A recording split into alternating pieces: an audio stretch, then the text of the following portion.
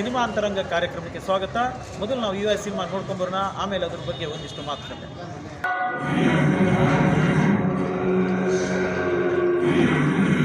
ಈ ಸೌಂಡ್ ಕೇಳಿದ್ರೆ ತುಂಬಾ ಖುಷಿ ಆಗುತ್ತೆ.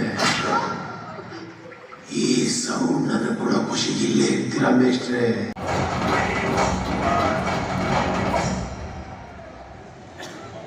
UI ಸಿನಿಮಾ ಕುರಿತು ಮಾತನಾಡುವ ಮೊದಲು ಉಪೇಂದ್ರ ಸಿನಿಮಾ ಕುರಿತು ಮೊದಲು ಮಾತನಾಡೋಣ. 1998-99 ಕಾಲಘಟ್ಟ. ಆಗ ನಾನು ಮಾಯಾಮೃಗ ಧಾರಾವಾಹಿಗೆ ಅಸಿಸ್ಟೆಂಟ್ ಡೈರೆಕ್ಟರ್ ಆಗಿ ಕೆಲಸ ಮಾಡ್ತಾ ಇದ್ದೆ. ಪ್ರಧಾನ ನಿರ್ದೇಶಕರು TN ಸೀತಾರಾಮ್ ಆಗಿದ್ದರೆ, T ಶೇಷಾದ್ರಿ ಮತ್ತು ನಾಗೇಂದ್ರ ಶಾ ಅವರು ನಿರ್ದೇಶಕರಾಗಿದ್ದರು.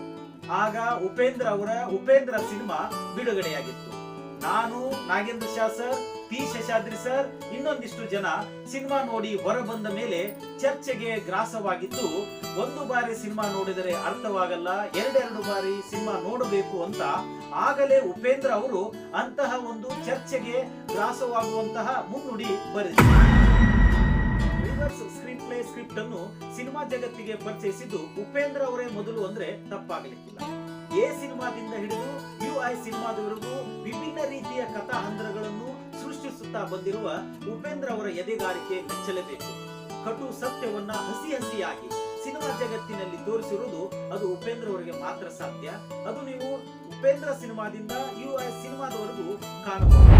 ಸತ್ಯವನ್ನು ಮುಚ್ಚಿಟ್ಟು ಸುಳ್ಳಿನಲ್ಲಿ ಬದುಕುತ್ತಿರುವ ಸಮಾಜವು ತನ್ನ ಮುಖವನ್ನು ತಾನೇ ಕನ್ನಡಿಯ ಮುಂದೆ ನಿಂತು ತನಗೆ ತಾನೇ ಪ್ರಶ್ನೆ ಮಾಡಿಕೊಳ್ಳುವಂತೆ ಆತ್ಮ ಸಾಕ್ಷಿಗೆ ಒಳಬಿಡುವ ಸಿನಿಮಾ ಮಾಡುವುದು ಉಪೇಂದ್ರ ಅವರಿಗೆ ಮಾತ್ರ ಸಾಧ್ಯ ಅನಿಸುತ್ತೆ.